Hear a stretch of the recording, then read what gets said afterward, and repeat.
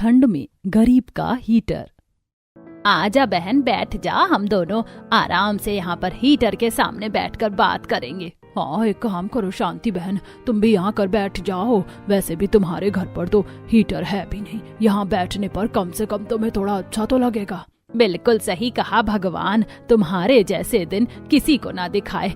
गर्मी में एसी नहीं है, सर्दी में हीटर नहीं, और बारिश का तो हाल ही मत पूछो, हमने देखा था तब। दोनों पड़ोसन शांति को ऐसा ताना कसती हैं जिसके बाद उसे बड़ा बुरा लगता है। हाँ तुमने बिल्कुल सही कहा, भले ही मेरे पास हीटर नहीं है, लेकिन मेरे पास एक ऐसी कीमती चीज है जो तुम दोनों के पास नहीं है। ऐसी कौन सी चीज है, बताना तो जरा। मेरे पास सबसे प्यारी बहू है जो मेरी सर्दियों में इतनी सेवा पानी करती है, और हम लोग लकड़ी जलाकर आग सेक लेते हैं, जो बिल्कुल हीटर का ही काम करता है। मेरी बहू मेरी मालिश करती है, मेरी सेवा करती है, लेकिन मैंने सुना था कि तुम्हारी बहू ने तुम्हारी चुटिया ही खींच दी थी। दोनों को ऐसा करारा जवाब देकर शांति वहां से चली जाती है। दोनों का मुंह बन जाता है। अगले दिन सुबह प्रीति उठकर चूल्हे के पास जाकर बैठती है, तभी पीछे पीछे रिया भी आ जाती है। अरे यार कितनी ज्यादा ठंड हो रही है, मेरा तो बिल्कुल भी काम करने का मन नहीं कर रहा। हाँ भाभी, मन तो मेरा भी नहीं कर रहा, ऐसे शरीर बिल्कुल अकड़ रहा है और हाथ भी बिल्कुल ठंडे पड़ रहे हैं। सच में ठंड में काम करना तो बहुत मुश्किल होता है, ऊपर से ठंड भी बहुत लगती है हमें, क्योंकि हमारे घर की हालत ही ऐसी है। बिल्कुल सही कहा तुमने, कोई बात नहीं, चलो मैं सबके लिए गर्मा गर्म चाय बना देती हूँ, और मैं भाभी आपके साथ सामने बैठकर चूल्हे पर आग सेक लूंगी, थोड़ी राहत मिलेगी। प्रीति लकड़ियां जलाने की कोशिश करती है, लेकिन क्योंकि ठंड में नमी की वजह से लकड़ी में भी नमी आ गई थी, जिसकी वजह से उसे जलने में काफी परेशानी हो रही थी। ठंड में ना ऐसी समस्याएं बहुत हो जाती हैं, अब इसे जलाने में भी इतना टाइम लगेगा। जैसे तैसे करके बड़ी मुश्किलों के बाद आखिरकार लकड़ी जल जाती है, और उसके बाद प्रीति चूल्हे पर पतीला रखकर सबके लिए गर्मा गर्म पानी में चाय पत्ती, दूध और चीनी डालकर चाय बनाती है। चाय बनने के बाद वो सभी को गर्मा गर्म चाय देती है। अब सर्दी में गर्मा गर्म चाय पीने के बाद थोड़ी सी शरीर में राहत आएगी, वरना पूरी रात जाड़े में ठिठुरते हुए ही निकलती है। अरे सही कह रही हो भाग्यवान। एक तो हमारे घर की खिड़की भी टूटी है, और वहां से इतनी तेज ठंडी हवा आती है कि पूछो ही मत। इस खिड़की को भी तो ठीक करने के लिए कुछ न कुछ करना ही होगा। इस तरह सभी ठंड में गर्मा गर्म चाय पीते हुए ऐसी बात कर रहे थे। रोहन और यश चाय पीकर तैयार होने के बाद अपने अपने काम पर चले जाते हैं। कुछ इस तरह गरीब परिवार की सर्दी में दिन गुजर रहे थे। वहीं दूसरी तरफ ठंड में प्रीति घर का सारा काम कर रही थी, वो पोछा लगा रही थी। तब दोनों बच्चे घर में इधर से उधर कागज का एरोप्लेन बनाकर उड़ा रहे थे। ये मेरा एरोप्लेन ज्यादा अच्छा उड़ रहा है, देखा मेरा एरोप्लेन कितनी दूर जाकर गिरा। बच्चों के इधर से उधर भागने की वजह से प्रीति को पोछा लगाने में परेशानी हो रही थी। अरे बच्चों इधर से उधर मत भागो इस तरह, एक तो सर्दी में पोछा इतना गीला होता है, सूखता भी नहीं है जल्दी से। थोड़ी देर घर में शांति से बैठ जाओ। पापा शांति से बैठ तो जाएंगे, लेकिन उसके बाद ठंड लगती है। जब हम थोड़ा दौड़ते हैं तो उतनी ठंड नहीं लगती। बिल्कुल सही कह रहे हैं बच्चे, इधर से उधर घूमने और टहलने से थोड़ी शरीर में फुर्ती आती है और पसीना आता है, जिसके बाद शरीर में थोड़ी गर्मी बनती है तो ठंड नहीं लगती। बैठे रहने से तो बड़ी ठंड लगती है, और ऊपर से हमारी रजाई भी इतनी पतली है, साथ में स्वेटर भी फटे हुए ही पहने हैं, इनमें कहाँ ही इतनी ठंड रुकेगी। जी माँ जी, मैं आपकी बात से बिल्कुल सहमत हूँ। एक काम करो बच्चों, तुम दोनों थोड़ी देर बाहर जाकर खेल लो। प्रीति की बात मानकर दोनों बच्चे बाहर आंगन में खेलने चले जाते हैं, जहां पर उनका पड़ोसी मोनू भी उनके साथ खेलने आ जाता है। अरे पिंकी चिंटू, तुम दोनों क्या खेल रहे हो आज? कुछ नहीं मोनू यार, हम तो बस आज कागज का एरोप्लेन बनाकर उड़ा रहे हैं, देख रहे हैं कि किसका एरोप्लेन कितना दूर जा रहा है। अच्छा तो ठीक है, तो आज मैं भी तुम्हारे साथ ही खेलूंगा। मेरे लिए भी जल्दी से कागज दे दो, मैं भी अपना एरोप्लेन बना लेता हूँ। चिंटू अंदर से एक कागज लेकर आता है, जिसके बाद उसे अच्छे से मोड़ने तोड़ने के बाद मोनू अपना एक बढ़िया सा एरोप्लेन बनाता है, और तीनों बच्चे एरोप्लेन उड़ा रहे थे कि तभी मोनू की नजर जाती है कि उसके पापा ऑटो में आए हैं, और वो ऑटो से एक बहुत बड़ा सा बॉक्स उतार रहे हैं। अरे दोस्तों देखो, मेरे पापा कुछ सामान लेकर आए हैं, चलो चलकर देखते हैं कि क्या लाए हैं। अब तीनों बच्चे उत्साहित होकर मोनू के पापा रजत के पास जाते हैं। अरे बच्चों क्या बात है, कहाँ भाग कर जा रहे हो? कहीं नहीं पापा, हम तो भागकर बस आपके पास ही आ रहे थे। हम देखने आए थे कि आप हमारे लिए क्या लेकर आए हो। कुछ नहीं बेटा, ये तो हीटर है बस। क्या कहा अंकल? हीटर? हीटर क्या होता है और कैसा होता है? अरे एक काम करो बच्चों, ये बहुत भारी है, चलो अंदर चलकर देखते हैं कैसा होता है और ये कैसे काम करता है। मैं तुम्हें सब दिखाऊंगा, ओके। अब तीनों बच्चे रजत के साथ अंदर घर में जाते हैं और रजत हीटर निकालकर उसे सेटअप कर देता है और ऑन करने के बाद कमरे में गर्मी हो जाती है, जिसे देखकर तीनों बच्चे बहुत खुश हो जाते हैं। वाह पापा, इतने दिनों बाद हीटर के आगे बैठने में कितना अच्छा लग रहा है। हमारा पुराना हीटर तो खराब हो गया था और ये हमारे पुराने वाले हीटर से भी बहुत अच्छा है। हाँ बेटा।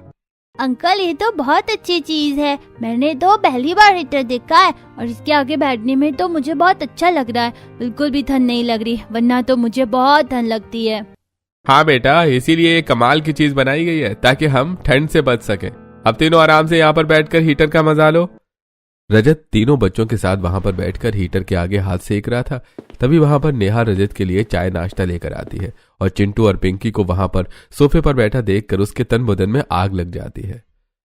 हे भगवान, इन गरीब फटीचरों का मैं क्या करूं? जब देखो तो मुंह उठाकर घर के अंदर चले आते हैं। अब इन्हें हीटर नजर आ गया तो ये यहाँ पर आकर जमकर बैठ गए। अब देखना फायदा उठाएंगे, मुंह उठाकर यहाँ रोज चले आएंगे। अरे हमने हीटर अपने लिए लगवाया, इनके लिए थोड़ी ही। नेहा गुस्से में बड़बड़ करते हुए और मुंह बनाकर रजत को चाय देती है। उसे ऐसे हाल में देखकर रजत उससे पूछता है, क्या बात है, तुमने ऐसा मुंह क्यों बनाया है? कुछ नहीं, बस ऐसे ही। अब दोनों बच्चे घर वापस आते हैं और ये सारी बात अपनी मम्मी और दादी को बताते हैं। पता है मम्मी, हमने हीटर देखा, सच में बहुत अच्छी चीज है। उसके आगे बैठने से तो हमें बिल्कुल भी सर्दी नहीं लग रही थी और पता है आग जलाने की भी जरूरत नहीं है। हाँ मम्मी, हीटर तो इतनी अच्छी चीज है कि अगर हमारे पास सर्दी के ज्यादा अच्छे कपड़े भी नहीं है ना पहनने के लिए, तब भी हम अगर उसके आगे बैठेंगे तो हमें सर्दी नहीं लगेगी। हमें भी हीटर ले लेना चाहिए। हाँ बेटा लेंगे, लेकिन अभी हमारे पास पैसे नहीं हैं। रात को सभी को सोने में बड़ी परेशानी हो रही थी क्योंकि उनके पास एक पुरानी ही रजाई थी और खिड़की से भी बड़ी ठंडी हवा आ रही थी। बेटा थोड़ी सी लकड़ी जला दे, ऐसे तो सोने में बिल्कुल भी मजा नहीं आ रहा। बहुत ज्यादा ठंड लग रही है, ठंड के मारे हालत भी खराब हो रही है। अरे सच में मेरी भी जान निकले जा रही है। मुझे तो लगता है हमें रात को भी आग जलाकर सोना पड़ेगा क्योंकि अब दिन ब दिन ठंड जो बढ़ती जा रही है। अब ठंड की वजह से बच्चे भी रोना शुरू कर देते हैं। हाँ मम्मी, मुझे भी बहुत डर लग रही है, कुछ करो ना। ये सब सुनकर प्रीति उठ जाती है और जब सब जहां सो रहे थे उसी से थोड़ा सा दूर 2 ईंट रखती है और उसके ऊपर एक तसला रख देती है, जिसके बाद उसके अंदर कुछ लकड़ी और उपले रखने के बाद वो उसे जलाने की कोशिश करती है और बहुत देर की कोशिश के बाद आखिरकार वो जल जाती है, लेकिन उसकी वजह से पूरे घर में धुआं भी हो रहा था।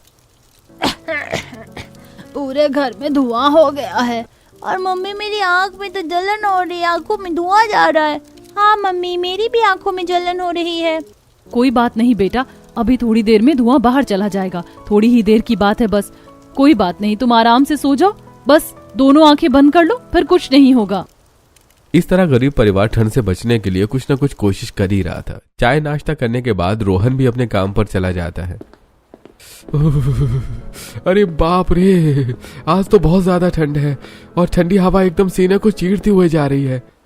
ठंड में बड़ी मुश्किल से रोहन अपने काम पर पहुंचता है, जहां पर वो ठंड में काम कर रहा था और सेठ सभी से बहुत बुरा बर्ताव कर रहा था और चिल्लाकर सबसे काम करवा रहा था। अरे ढंग से काम करो वरना तुम सबकी पगार काट लूंगा। इतनी धीरे धीरे काम कर रहे हो, पता नहीं क्या परेशानी है, जल्दी जल्दी हाथ क्यों नहीं चलाते। वो सेठ खुद आराम से हीटर के सामने बैठा था और सभी मजदूर ठंड में बड़ी मेहनत से काम कर रहे थे, लेकिन फिर भी वो सबके ऊपर चिल्ला रहा था। जब रोहन भारी सामान उठाकर हीटर के आगे से जाता है तो उसे 1 मिनट के लिए बहुत अच्छा महसूस होता है। अरे वाह, मैं बस कुछ पल के लिए हीटर के आगे गया तो मुझे कितना अच्छा लग रहा था। सच में ये तो कितनी कमाल की चीज है ठंड से बचने के लिए। काश मैं इसके आगे थोड़ी देर ऐसे बैठकर आराम कर पाता। जब रोहन ऐसा सोच रहा था और अपनी एक पल की खुशी को महसूस ही कर रहा था कि तभी उसका सेठ उसे देख लेता है और फिर से उसके ऊपर चिल्लाना शुरू कर देता है। अरे वहां पर कोने में खड़ा होकर क्या कर रहा है और मेरे हीटर को इस तरीके से घूर क्यों रहा है? जल्दी से अपने काम पर ध्यान दे। मुझे सब पता है तू इसे इस तरीके से क्यों देख रहा है। इस पर तेरी नजर है इसीलिए ना। नहीं मालिक, ऐसा कुछ भी नहीं है, मैं तो बस कुछ सोच रहा था। हाँ, यहाँ पर मैं तुझे सोचने के पैसे नहीं देता, काम करने के पैसे मिलते हैं, समझा। चल अब जल्दी से काम खत्म कर, और मेरे प्यारे हीटर को इस तरह घूरने की जरूरत नहीं है, वरना इसे नजर लग जाएगी। अब रोहन चुपचाप मुंह नीचे करके वहां से जाकर अपना काम करना शुरू कर देता है। वहीं दूसरी तरफ घर पर भी राशन पानी खत्म हो गया था। माँ जी, राशन तो खत्म हो गया है। कोई बात नहीं, अभी रोहन और यश जब काम से आएंगे तब हम उन्हें बता देंगे, तब वो राशन ले आएंगे। लेकिन माँ जी, बच्चों को बहुत भूख लग रही है। अब फिर से राशन की दुकान से राशन उधार लेकर आएगी तो वो फिर से बड़बड़ करेगा। सब लोग पहले ही इतने ताने देते हैं, उसकी बातें सुनकर फिर से तेरा मूड खराब हो जाएगा बहू। कोई बात नहीं माँ जी, अब जिस समय जो हालात होते हैं उस समय उसी हिसाब से रहना पड़ता है। बात तो तेरी भी सही है, अब हमारे दिन ही ऐसे हैं तो क्या कर सकते हैं। प्रीति अपने पास वाले राशन की दुकान पर जाती है। भैया 1 किलो आटा दे दो। भाई 1 किलो आटा मांगने आई हो, यानी आज फिर से उधारी मांगने आई होगी। वैसे तुमसे उम्मीद भी क्या कर सकते हैं, जब देखो मुंह उठाकर उधार मांगने आ जाती हो। दुकानदार का ऐसा ताना सुनकर प्रीति अपनी गर्दन नीचे झुका लेती है। दुकानदार से 1 किलो आटा लेने के बाद वो घर आ जाती है और सबको गर्मा गर्म रोटी बनाकर देती है। लेकिन वहीं दूसरी तरफ बच्चों को बहुत ठंड लग रही थी। क्या बात है बच्चों, तुम ठीक से खाना क्यों नहीं खा रहे हो? क्योंकि मम्मी हमें बहुत ज्यादा ठंड लग रही है और घर के अंदर बाहर से भी बहुत तेज हवा आ रही है, बिल्कुल भी अच्छा नहीं लग रहा। आप थोड़ी देर हमारे लिए लकड़ी जला दो। हाँ मम्मी, मुझे भी बहुत ठंड लग रही है। लेकिन बच्चों, मैं लकड़ी कैसे जला दूं? आज तो लकड़ी खत्म हो गई है। एक काम करो, तुम दोनों खाना खा लो, उसके बाद मैं बाहर जाकर लकड़ी ले आऊंगी। अब उसके बाद दोनों बच्चे खाना खा लेते हैं और दोनों बच्चे बाहर निकल आते हैं। देखो ना, मोनू अब तक खेलने नहीं आया और आजकल वो खेलने कम ही आता है। हाँ पिंकी, क्योंकि उसके घर पर हीटर आ गया तो वो आराम से हीटर के आगे बैठकर टीवी देखता है, इसीलिए वो हमारे साथ खेलने नहीं आ रहा। चलो उसके घर चलते, हम भी थोड़ी देर हीटर के सामने बैठ जाएंगे, मुझे भी बहुत ठंड लग रही है। ऐसा सोचकर दोनों बच्चे मोनू के घर जाते हैं। वहीं दूसरी तरफ प्रीति भी लकड़ी लेने जंगल में जाती है, लेकिन उसे रास्ते में ही एक खाली प्लॉट में लकड़ी मिल जाती है। आज बहुत ठंड है, जंगल में जाने के लिए रहने देती हूँ। ये एक्स्ट्रा लकड़ी लग रही है, इसी में से कुछ ले जाती हूँ। प्रीति वहां से कुछ लकड़ी इकट्ठी करके घर ले आती है और रास्ते में आते हुए उसकी एक पड़ोसन मिलती है। अरे प्रीति बेटा, क्या हाल चाल है? बस सब बढ़िया है आंटी जी, आप बताइए सब कैसा है? यहाँ भी सब बढ़िया है। अच्छा, तूने मेरी रजाई सिली थी ना, बहुत अच्छे से सिली है। मेरी मदद करने के लिए शुक्रिया, तू हमेशा मेरी मदद करती है।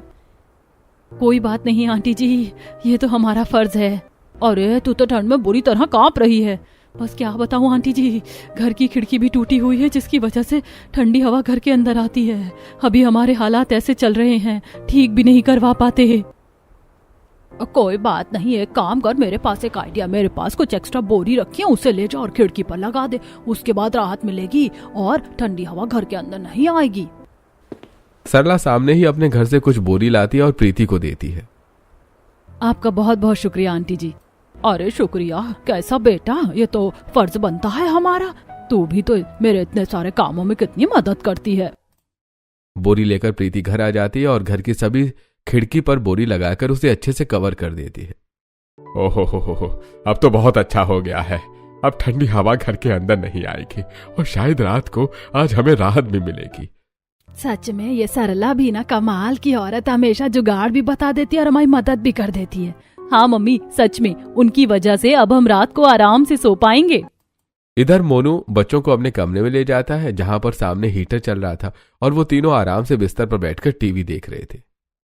सच में यार, ये हीटर के सामने बैठकर तो बड़ा अच्छा लग रहा, मजा ही आ गया। हाँ बिल्कुल, मुझे भी बहुत अच्छा लग रहा है। Thank you so much Monu, तूने हमें अपने साथ बैठने दिया। अरे कोई बात नहीं दोस्तों, तुम दोनों मेरे बहुत अच्छे दोस्त हो। जब मेरे घर पर हीटर खराब हो गया था तब मैं भी तुम्हारे घर पर आकर आग जलाकर हाथ सेकता था। तीनों बच्चे बड़े मजे से हीटर के सामने उसकी गर्माहट में टीवी देख रहे थे। वहीं दूसरी तरफ नेहा बढ़िया सा नाश्ता अपने बेटे मोनू के लिए बनाती है और उसे लेकर अपने कमरे में आती है और वहां का नजारा देखकर उसका तन बदन गुस्से से भर जाता है। अरे तुम दोनों फटीचर यहाँ पर क्या कर रहे हो और तुम्हारी हिम्मत कैसे हुई मेरे घर में आकर बिस्तर में बैठने की? पता नहीं कितने दिनों से नहाए भी नहीं होगे, ऐसे तो तुम पीछे से कभी भी घुस जाओगे। मम्मी ऐसा मत बोलो, ये दोनों पीछे से नहीं आए हैं, मैं इन्हें लेकर आया था। देखो बेटा, तुम चुप करो, और तुम दोनों ने तो मजाक ही बना दिया है। तुम जैसों के पास तो कुछ होता नहीं है, बस दूसरों की चीज इस्तेमाल करने के लिए आ जाते हो। जब से हमारे घर में हीटर लगा है मुंह उठाकर कभी भी घुसाते हो। अगर इतना ही शौक है हीटर के सामने बैठने का तो जाकर अपने माँ बाप को बोलो, हमने यहाँ हीटर अपने लिए लगवाया है, तुम्हारे लिए नहीं। चलो निकलो यहाँ से। नेहा बच्चों को बहुत बेइज्जत करती है और उन्हें खूब खरी खोटी सुनाकर वहां से भगा देती है। ये सब सुनकर दोनों बच्चों का दिल एकदम टूट कर बिखर जाता है और वो रोते हुए घर आकर सारी बात बताते हैं। आंटी ने हमें गरीब भतीजा भी कहा और कहा कि हम बता नहीं कब से नहीं ना आए हैं। ये बात सुनकर शांति भड़क जाती है। आखिर उसकी इतनी हिम्मत कैसे हुई कि उसने मेरे बच्चों को इतना भला बुरा कहा। अरे भले हमारे पास पैसे नहीं है और हम गरीब हैं, तो हमें इतना नीचा दिखाने की क्या जरूरत है। कुछ बहाना लगाकर या कुछ और बात बोलकर बच्चों को घर से भेज देती, लेकिन इतना कुछ भला बुरा कहने की क्या जरूरत थी। अब प्रीति दोनों बच्चों को चुप करवाते हुए कहती है, कोई बात नहीं बेटा, तुम दोनों चुप हो जाओ, बैठ जाओ, मैं लकड़ी लेकर आ गई हूँ, हम सब आग जलाकर मूंगफली खाएंगे, ठीक है।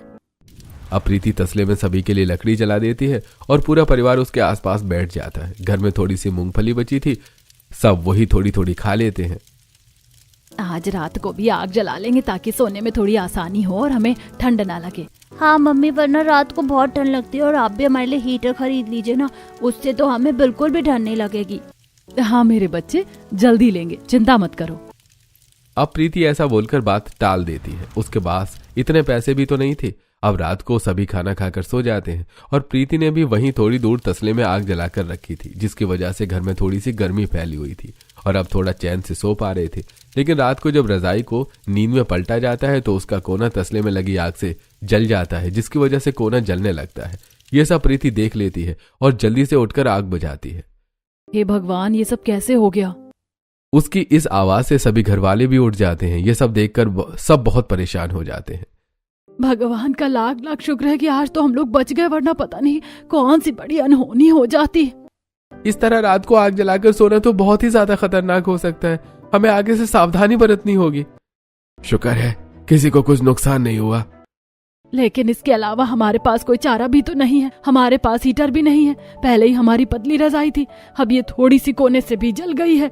अब हम क्या करेंगे समझ नहीं आ रहा। अब तो और ज्यादा ठंड लगेगी।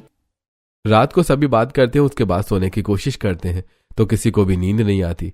सबको बहुत ठंड लग रही थी, खासकर बच्चों को, और पूरी रात ऐसे ही निकल जाती है। अगले दिन सुबह, मम्मी हमें बहुत ठंड लग रही है, हमारे लिए हीटर खरीद लो ना। हाँ मम्मी, मुझे भी बहुत ठंड लग रही है। बच्चों को परेशान देखकर प्रीति सोचती है कि वो आखिरकार एक बार जाकर हीटर के बारे में दुकान में पूछ लेगी। वो एक दुकान में जाती है और उसे वहां एक हीटर पसंद आता है। भैया, ये हीटर कितने का है। यह कम से कम 5,000 रुपए का है। दाम सुनकर प्रीति चौंक जाती है और मन में सोचती है, हे भगवान, मेरे पास तो यहाँ पर ठीक से 500 रुपए भी नहीं है। मैं 5,000 रुपए कहाँ से लेकर आऊंगी। अब प्रीति निराश होकर घर वापस आ जाती है, जहां बच्चे इस उम्मीद में थे कि उनकी मम्मी उनके लिए हीटर लेकर आएंगी। लेकिन अपनी मम्मी को खाली हाथ देखकर दोनों बच्चों की आंखें नम हो जाती हैं। मुझे पता था कि हम कभी भी हीटर का इस्तेमाल नहीं कर पाएंगे। सच में हर किसी के घर में हीटर है और किसी को भी ठंड नहीं लगती, लेकिन हमें हमेशा ऐसे ही ठंड में तड़पना होगा। अपने बच्चों को ऐसी बात करते देखकर प्रीति को बहुत बुरा लगता है और वो सोचती है कि वो हीटर कैसे भी करके घर में लाकर रहेगी। तब वो कबाड़ी वाले के पास जाती है और वहां से पुराना हीटर लेकर आती है। जब शाम को रोहन घर आता है, क्या तुम हीटर लेकर आ गई? क्या ये काम करेगा? नहीं, मैं इसे कबाड़ी वाले से लेकर आई हूँ। इसके अंदर की कॉइल खराब है, हमें इसे बदलना होगा। आपका एक दोस्त है ना इलेक्ट्रीशियन, आप इसे उसके पास ले जाइए। वो इसके अंदर की नई कॉइल लगाकर इसे ठीक करके दे सकता है, फिर ये इस्तेमाल करने के लायक हो जाएगा। अच्छा ठीक है, मैं कल ही इसे उसके पास ले जाऊंगा। अगले दिन रोहन पुराना हीटर लेकर अपने दोस्त के पास जाता है, जिसकी खुद की इलेक्ट्रॉनिक की शॉप थी। हीटर देखने के बाद वो कहता है, अरे भाई तुम चिंता मत करो, मेरे पास तो अभी एक्स्ट्रा कॉइल बची हुई है, मैं तुम्हें अभी इसे ठीक करके दे देता हूँ, तुम थोड़ा इंतजार करो। पवन हीटर में नई कॉइल डालकर अच्छे से ठीक कर देता है और उसे चलाकर दिखाता है। हीटर को ठीक काम करता ही देखकर रोहन को बड़ी खुशी होती है। वाह, ये तो सच में कमाल हो गया। शुक्रिया मेरे दोस्त, तूने बहुत बड़ा काम कर दिया है। अब हमें ठंड में तड़पना नहीं पड़ेगा। अच्छा मुझे बता, इसका कितना खर्चा हो गया? अरे कर दिया ना तूने मुझे पराया। अरे दोस्ती यारी में ये सब नहीं होता। लेकिन पवन, तूने कॉइल नहीं लगाई है, इस तरह तेरा नुकसान हो जाएगा। अरे कुछ नहीं भाई, मुझे सस्ते में मिलती है और एक्स्ट्रा पड़ी थी, अब तो हीटर लेकर जा और मजे कर। उसके बाद रोहन हीटर लेकर घर आता है और वो घर आने के बाद जब सभी को हीटर चलाकर दिखाता है तो सब बहुत खुश हो जाते हैं। ये अब हमारे घर में भी हीटर आ गया, बहुत अच्छा होगा। अब हमें भी ठंड नहीं लगेगी और हम आराम से सो सकते हैं। हमारा जब मन करेगा हम हीटर चलाकर आराम से गर्मी का एहसास ले पाएंगे। सच में बेटा, इतने सालों बाद जाकर हीटर के सामने बैठने का मौका मिला है। मुझे भी सच में बहुत अच्छा लग रहा है। अब कम से कम हमें लकड़ी जलाकर घर में ना तो धुआं करना होगा और ना ही अब कोई खतरा होगा। हाँ, और इसके सामने बैठने में तो और भी ज्यादा अच्छा लग रहा है। रात को नींद भी एकदम बढ़िया आने वाली है। इस तरह सभी खुश होकर हीटर का इस्तेमाल करते हैं और रात को भी चैन की नींद सोते हैं। अगले दिन सुबह जब बच्चे मोनू को इस बारे में बताते हैं तो पता है मोनू, हमारे घर में भी हीटर आ गया। तुम चाहो तो हमारे घर में आकर हमारे साथ खेल सकते हो और हम सब हीटर के सामने बैठकर मजे करेंगे। अच्छा ठीक है, ये तो बहुत अच्छी बात है। मैं तुम्हारे घर शाम को जरूर आऊंगा। ये बात पीछे खड़ी नेहा सुन लेती है और वहां पर गुस्से में आकर कहती है, अरे मेरे बेटे को कोई जरूरत नहीं है तुम जैसे फटीचर के घर पर आने की। हमारे पास तो वैसे भी नया हीटर ही है। अपना कबाड़ वाला हीटर अपने पास ही रखो। यह बात सुनकर दोनों बच्चों का मुंह बन जाता है और पीछे खड़ी प्रीति भी ये सुन लेती है और वहां जाकर कहती है, नेहा, तुम इतनी पत्थर दिल कैसे हो सकती हो कि तुम बच्चों के दिल में ऐसी बातें डाल रही हो? अरे बच्चों ने तुम्हारा क्या बिगाड़ा है जो तुम उनसे इतनी नफरत से बात करती हो? देखो, मुझे तो शिक्षा देने की कोई जरूरत नहीं है तुम्हें। अब तो तुम फटीचर होने के साथ कबाड़ वाली भी बन गई हो, इसीलिए मैं तुम्हारे मुंह नहीं लगना चाहती। चल बेटा मोनू, अंदर चलते हैं। इतना कहकर नेहा मोनू को अंदर ले जाती है और दूसरी तरफ प्रीति भी अपने बच्चों को घर के अंदर लाती है। अब इस तरह दिन गुजर जाते हैं। एक दिन नेहा किसी काम से बाहर गई थी और मोनू घर पर अकेला था। उसे बिल्कुल भी ठीक नहीं लग रहा था तो वो घर के बाहर आ गया। मोनू लड़खड़ाकर चल रहा था, जिसे प्रीति देख लेती है और उसके पास जाती है। उसे छूने पर पता चलता है कि उसे बुखार है। अरे बेटा, तुम्हें तो बहुत तेज बुखार है, चलो मेरे साथ घर चलो। प्रीति उसे अपने घर लाती है। उसके बाद उसके ठंडे पानी की पट्टी करती है। साथ में वो डॉक्टर के पास ले जाती है और नेहा को भी फोन करके बताती है। तो नेहा डॉक्टर के पास पहुंच जाती है। सही हुआ कि आप सही टाइम पर इन्हें अस्पताल ले आए। इनको बहुत तेज बुखार था और सिर में चढ़ गया था। ठंडे पानी की पट्टी करने की वजह से खतरा टल गया। इतना कहकर डॉक्टर वहां से चले जाते हैं और ये बात सुनकर नेहा को बहुत बुरा लगता है। साथ में उसे शर्मिंदगी महसूस होती है। वो आंखों में आंसू लिए प्रीति से कहती है, तुम्हारा बहुत बहुत शुक्रिया। अगर तुम नहीं होती तो पता नहीं क्या होता। कोई बात नहीं, ये तो मेरा फर्ज था। उसके बाद सब अपने घर चले जाते हैं। अब अगले दिन नेहा स्पेशल गाजर का हलवा बनाकर प्रीति के घर पर लाती है। मैं तुम सबके लिए गाजर का हलवा बनाकर लाई हूँ। अरे नेहा, लेकिन इन सब की क्या जरूरत थी? जरूरत थी मुझे इंसान की अहमियत समझाने के लिए। शुक्रिया, मैंने तुम्हारे साथ बहुत गलत किया और तुम्हारे बच्चों के साथ भी, लेकिन मुझे दोस्ती की तरफ हाथ बढ़ाने का एक मौका दो। और बच्चों, कल मैं तुम दोनों के लिए छोले भटूरे बनाऊंगी, तो तुम दोनों घर पर आना और हम सब हीटर के सामने बैठकर छोले भटूरे खाकर टीवी देखेंगे। ये बात सुनकर बच्चे खुश हो जाते हैं और इस तरह उनकी दोस्ती हो जाती है। वैसे मानना पड़ेगा, तुमने बहुत अच्छा दिमाग लगाकर कितना अच्छा हीटर बनवाया। कोई कह नहीं सकता कि तुमने जुगाड़ करके इसे ठीक किया है। बिल्कुल नया लग रहा है। शुक्रिया। कुछ दिन बाद प्रीति ने अपने परिवार के लिए गुड़ और आटे की लपसी बनाई थी। तब वो लपसी लेकर नेहा के घर जाती है। देखो, मेरे देवर की बहुत अच्छी नौकरी लग गई है, इसीलिए मैं खुशी में तुम्हारे लिए लापसी बनाकर लाई हूँ। उसने नौकरी के साथ कॉलेज में पढ़ाई की और खूब मेहनत की। आखिरकार उसे अच्छी नौकरी मिल गई। ये तो बहुत अच्छी बात है। कांग्रेचुलेशन। अब तुम्हारे घर के हालात भी ठीक हो जाएंगे। और मुझे तो लापसी बहुत पसंद है और तुम्हारे हाथ की तो बहुत अच्छी लगती है। चलो अंदर चलो, मैं तुम्हें कुछ दिखाना चाहती हूँ। नेहा प्रीति को कुछ कपड़े दिखाती और बताती है कि तुम्हें पता है, मुझे नहीं पता था कि कपड़े इतने भी सस्ते मिलते हैं। मुझे इस मार्केट के बारे में जब से पता चला है तब से मैंने महंगे कपड़े खरीदना बंद कर दिया। फिर तो मैं बच्चों के लिए यहीं से कपड़े लाऊंगी। कम पैसों में अच्छे कपड़े आ जाएंगे। हाँ, और देखो, तुमने मुझसे गर्म स्वेटर लाने को कहा था ना, मैं पिंकी और चिंटू के लिए लेकर आई हूँ। शुक्रिया, मैं तुम्हें शाम तक पैसे दे दूंगी। अरे भूल गई, तुमने मोनू के लिए बैग मंगवाया था, उसी में बराबर हो गया। इतना मत सोचो। इस तरह गरीब परिवार के हालात भी सुधर जाते हैं और प्रीति के जुगाड़ की वजह से गरीब परिवार के पास भी हीटर आ गया था, जिसकी वजह से उनकी सर्दी अच्छी बीतती है। प्रीति की नेहा के साथ बातचीत भी अच्छी होने लगती है।